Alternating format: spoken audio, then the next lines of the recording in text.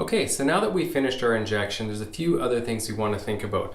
Did we miss the vein? How is the vein looking and how is it feeling? So if you do miss a vein, sometimes you go through a vein, it's possible that you're going to get an infection there. You could get some inflammation. So you're going to keep an eye on that. You can use a warm compress. Wash the area and use a warm compress. That can provide some comfort. But if you do start to get some redness, some soreness, if you start noting pus coming out of a site, it's absolutely time to see a clinician.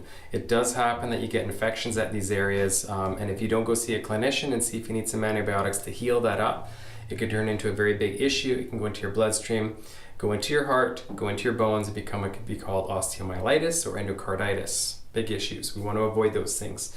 Another way to potentially avoid those things is to remember that we should really consider rotating our sites. I know there's a lot of reliance on this general area. It's an easy area to inject into. There are other areas in your arm, and there are two arms.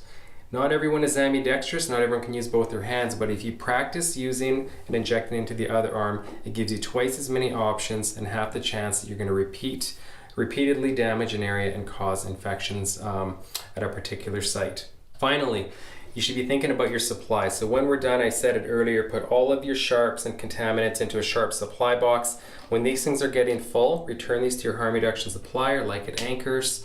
Also, this is the time to really think about, how are my supplies? You don't want to have to get in a situation where you're absolutely desperate and dope sick and need to think about using an old piece of supplies to get an injection done. So that's the time you really want to think about going and getting some new supplies from your harm reduction place. And that pretty much ends our session on safer vein care. Thank you for your attention, and hopefully you learned something here.